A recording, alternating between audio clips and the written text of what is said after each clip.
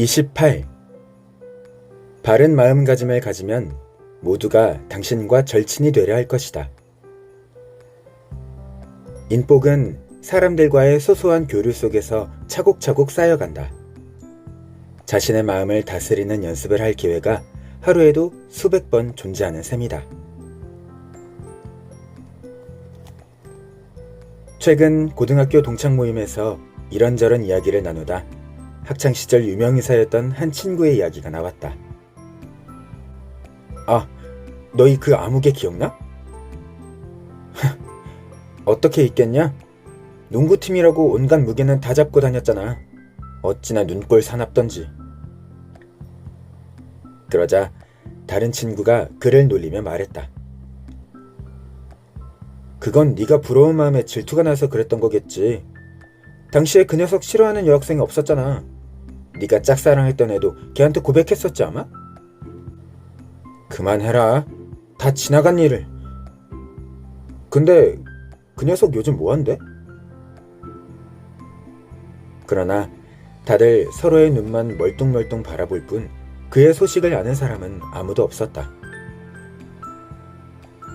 그랬다. 다들 그 녀석을 기억했지만 그와 연락을 하는 사람은 없었다. 순간 나는 문득 궁금했다. 학창시절 소위 교내에서 잘 나가던 친구들은 지금도 여전히 잘 나가고 있을까? 교내 스타였던 그때처럼 사회에서도 존재감을 내뿜고 있을까? 굳이 말하지 않아도 대충 짐작이 가겠지만 꼭 그렇지만은 않다. 학창시절 교내에서 성적이 가장 우수했다고 해서 그 친구가 꼭 최고 연봉자가 되는 것은 아니라는 얘기다. 이는 최근 미국에서 발표한 한 연구 결과를 통해서도 밝혀진 바다. 해당 연구 결과에 따르면 고등학교를 성적 1등으로 졸업한 사람들이 사회에 나와 중상위급 정도의 성공을 거두기는 했지만 최상위급의 성공을 거둔 사람은 거의 없었다. 그러나 학창시절의 교우관계는 성공에 매우 큰 영향을 주었다. 심리학자 존 코이와 케니스 다츠에 따르면 한 아이가 인기 있는 사람으로 성장할지는 아주 일찍, 그러니까 약 7세 정도면 결정된다고 한다. 그런 까닭에 어떤 이는 인기왕으로 태어나기로 한 것처럼 사람들에게 쉽게 호감을 사고 그가 웃어주거나 관심을 보여주면 이를 자랑스럽게 생각하는 친구들이 항상 주변에 넘치는 반면 어떤 사람들은 항상 따돌림을 당한다는 것이다. 제2차 세계대전 후 미국 군대에서 심리 건강에 관련한 문제들을 대대적으로 연구한 바 있다. 그 중에서도 중점적으로 다뤄진 문제는 바로 왜 어떤 군인은 훌륭하게 군생활을 해내고 또 어떤 군인은 군생활을 제대로 하지 못하며 심지어 불명예 제대까지 하는가? 라는 것이었다. 이에 대해 1960년 미 육군 메디컬 저널에 발표된 연구 결과에 따르면 군인이 복역 기간에 제대로 직무 수행을 할 수 있느냐 없느냐와 가장 밀접한 관련이 있는 지표는 다름 아닌 초등학교 시절의 인기 정도였다. 초등학교 운동장이나 중고등학교 체육관에서만 인기가 유용한 것이 아니라 미래의 인생, 즉 직장이나 사무실에서도 중요한 역할을 하는 셈이다. 이뿐만이 아니다. 인기가 있고 없고는 한 사람의 인생관에도 영향을 미친다. 아동 청소년 심리를 전문적으로 연구하는 노스캐롤라이나 대학교의 임상심리학과 교수 미치 프린스틴의 연구에 따르면 어린 시절 인기가 있었다고 기억하는 젊은이가 자신의 결혼 생활이나 직장 내 인간관계, 그리고 자신의 사회적 지위에 대해 비교적 긍정적인 생각을 하고 있을 가능성이 큰 것으로 나타났다. 한편 어린 시절 인기가 없었다고 기억하는 사람들은 이와 정반대였다. 인기가 이렇게나 중요하다니. 내 아이만큼은 어떻게든 환영받는 아이로 만들어야겠다는 생각이 드는가? 그렇다면 잠깐. 앞서 얘기한 학창시절의 그 유명인사를 떠올려보라. 왜 그의 인생은 그리 잘 풀린 것처럼 보이지 않는 걸까? 인기가 중요하다고 했는데 말이다. 미치 프린스틴은 모두가 인기를 원한다라는 책에서 인기에 관해 논한 바 있는데 그 역시 연구 과정 중 이와 같은 문제에 맞닥뜨렸다고 했다. 인기를 얻는 것이 그토록 중요한데 속된 말로 교내에서 날렸던 친구들이 왜 꼭 출세하지 못하는 걸까? 그리고 왜 어떤 이들은 많은 사람에게 관심과 사랑을 받는 동시에 미움을 받기도 하는 걸까? 프린스틴은 소위 인기라는 것이 두 가지 유형으로 나뉘기 때문이라고 말한다. 첫 번째 유형의 인기는 지위에 대한 것으로 한 사람의 명성이나 재능, 패셔너블함, 잘생긴 외모, 부유한 가정환경, 부모님과 관계가 있다. 두 번째 유형의 인기는 호감에 대한 것으로 쉽게 다가갈 수 있고 괜스레 믿음이 가며 함께할 때 다른 사람을 즐겁게 만드는 특징과 관계가 있다.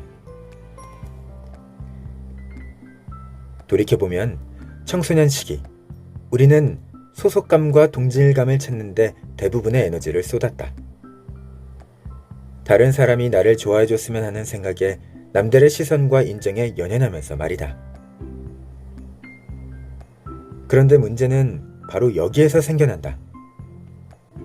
타인으로부터 인정을 갈구할 때 우리는 흔히 유명인사의 표면적 조건을 보고 그들과 같이 눈에 보이는 것들, 예컨대 명성이나 지위, 명품 등을 쫓기 시작하기 때문이다. 중고등학교 시절의 풍운아들 중 일부가 멋있는 척을 하고 심지어 소위 센 척하느라 다른 유명인사들의 행동을 모방하며 객기를 부리는 이유도 바로 여기에 있다. 학생들은 이러한 지위의 상징성에 대한 추구를 일종의 자아 표현이라고 생각하지만 어른들은 사춘기의 철없는 행동으로 치부하기도 한다. 그러나 발달 심리학적 개념에서 보면 이는 자아 인지, 셀프 코그니션과 집단 소속감 사이에서 벌이는 일종의 협상 과정이며 대인관계라는 각도에서 보면 일종의 추구 행동이기도 하다. 다만 인정을 추구하는 과정에 많은 사람이 지위와 호감을 혼돈해 문제가 생길 뿐이다. 맹목적으로 지위를 추구하다 보면 경쟁과 각축이 벌어지게 마련이고 그러면 결국 지위와 명성을 얻을지라도 적이 늘어날 수밖에 없다. 게다가 학교라는 작은 세계를 벗어나면 우리가 얻은 지위는 그 가치를 잃을 수도 있다. 그런데 그럼에도 여전히 같은 지위로 외부 세계와 관계를 맺으려 한다면 언젠가는 큰 코 다치게 마련이다. 그러나 반대로 호감을 추구한다면 그 결과는 달라진다. 과거 반에서 최고 마당발이었던 친구를 생각해보라. 개인적으로 가장 친해지고 싶었고 지금까지도 가장 그리운 그런 친구 말이다. 생각만으로도 벌써 기분이 좋아지지 않는가? 호감이 있는 친구는 사람들에게 좋은 이미지를 남긴다. 그들은 따뜻하고 예의 바르며 너그럽고 낙천적이다. 또한 쉽게 화를 내는 법이 없고 모든 사람을 공평하게 대하며 주변 분위기를 잘 파악하기도 한다. 그리고 무엇보다도 그들은 함부로 사람을 평가하지 않아 그들과 함께할 때면 스트레스를 받을 일도 없다. 얼핏 보면 호감은 행동의 결과로 비치기도 한다. 그러나 호감은 우리가 어떤 일을 했는지에 대한 결과라기보다는 왜 그런 행동을 했는지 그 이유에 따른 결과에 가깝다. 한마디로 호감은 마음을 다스린 데 따른 보상인 셈이다. 그리고 다행히도 우리는 학습을 통해 얼마든지 호감이 따라오는 마음가짐을 가질 수 있다. 이를 위해서는 먼저 타인의 동기를 지레 짐작하지 말아야 한다. 한 친구와 약속을 했는데 그가 약속 시간이 다 지나도록 모습을 드러내지 않는 것도 모자라 메시지에도 답이 없다고 가정해보자. 이때 당신은 어떤 생각이 들겠는가? 일부러 바람 맞힌 게 틀림없어. 나와 만나기 싫은가 보네. 나는 안중에도 없구나. 라는 생각이 든다면 이내 화가 치밀어 정작 친구를 만났을 땐 매몰찬 반응을 보일 것이다. 그러나 무슨 일이 생겼나? 곤란한 일이 생겼는지도 모르니 어떻게 된 일인지 알아봐야겠다. 라고 생각한다면 친구를 만났을 때 그의 해명을 들어줄 마음이 생길 것이다. 상대가 먼저 지각한 것에 대한 사과도 하지 않고 얼토당토하는 변명을 늘어놓는다면 다음부터는 그에게 너무 많은 믿음을 주지 않으면 그뿐. 적어도 선입견으로 상대의 죄명을 결정하고 네가 나를 존중하지 않았으니까 라는 지위적 사고로 상대에게 사과를 요구하지는 말아야 한다. 이는 타인이 내게 적의를 품고 있을 거라는 가정은 하지 말아야 한다는 두 번째 방법과도 일맥상통한다.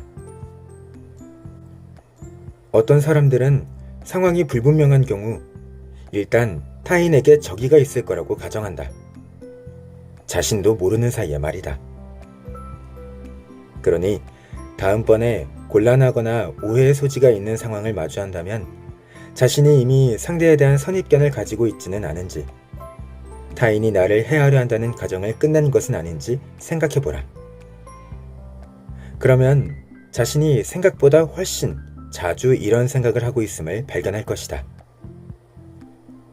그리고 이를 자각하고 나면 상대에 대한 자신의 선입견이나 부정적 가정이 오해에 불을 지피는 도화선이 될 수 있으므로 반드시 검증을 거쳐야 함을 깨달을 것이다. 요컨대 사람들이 가시와 갑옷으로 자신을 무장한 채 타인을 대하는 이유는 과거의 상처를 안고 있기 때문이다. 우리는 모두 과거의 경험에 영향을 받는다. 예전에 따돌림이나 폭력을 당한 경험이 있다거나 인간관계에서 좌절을 맛본 경험이 있다면 자신이 잘못해서 혹은 자신이 변변치 못해서 타인에게 거부를 당하는 것이라 오인하고 다른 사람들은 분명 내게 적의를 품고 있을 것이라고 생각하기 십상이다. 이렇게 부정적인 생각들은 워낙 은연중에 생겨나기 때문에 우리가 자신조차 자각하지 못할 때가 많다. 하지만 일단 인간관계에서 실패하게 되면 어김없이 우리를 한껏 예민한 상태로 만들어 쉽게 상처받게 하고 심지어 자신을 보호하겠다고 마음속 적의를 끄집어내게 한다. 관련 실험을 살펴보자. 한 학자가 400명의 청소년에게 학원 폭력 영상을 보여준 다음 따돌림을 당한 당사자가 자신이라면 어떻게 하겠느냐는 질문을 던졌다.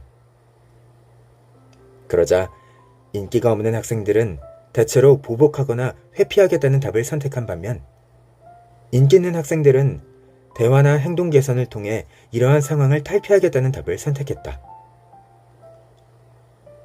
다시 말해서 인기가 있고 없고의 차이가 자아성숙의 차이를 만드는 셈이다.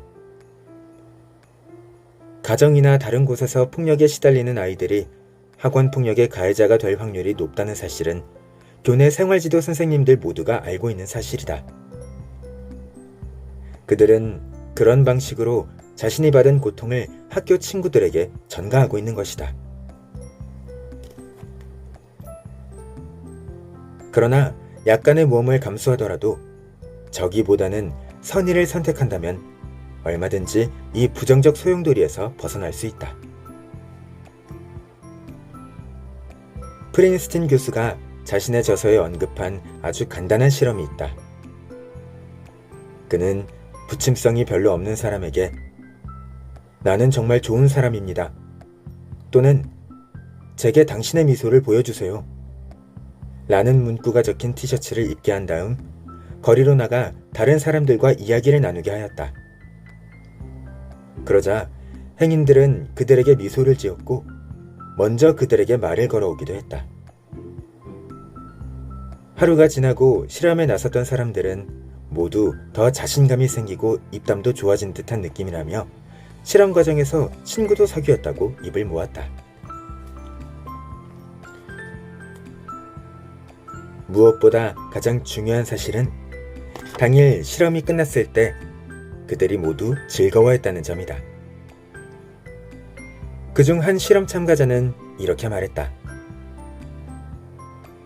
티셔츠 하나가 이렇게 많은 변화를 가져올 줄은 몰랐는데 앞으로도 오늘의 이 기분을 계속 기억할 수 있었으면 좋겠어요. 티셔츠를 입지 않더라도 오늘 같을 수 있도록. 사실 인복은 사람들과의 소소한 교류 속에서 차곡차곡 쌓여간다. 자신의 마음을 다스리는 연습을 할 기회가 하루에도 수백 번 존재하는 셈이다. 그러니 이러한 원칙들을 기억해 두었다가 교류할 때마다 스스로 상기시켜라. 당신이 바라보는 세상이 선의로 가득하다면 다른 사람들도 자연스레 당신을 좋아하게 될 것이다. 자, 그럼 부침성이라는 티셔츠를 입고 얼굴엔 미소를 머금은 채 문을 나서라. 매일 3분 습관. 타인과 교류하는 법. 스텝 1. 타인의 동기를 지레짐작하지 않는다. 스텝 2. 타인이 내게 적의를 가지고 있을 것이라고 가정하지 않는다. 스텝 3. 타인과의 소소한 교류 속에서 마음가짐을 다잡는 연습을 한다. 스텝 4. 교류할 때마다 내가 바라보는 세상은 선의로 가득하다는 사실을 상기한다.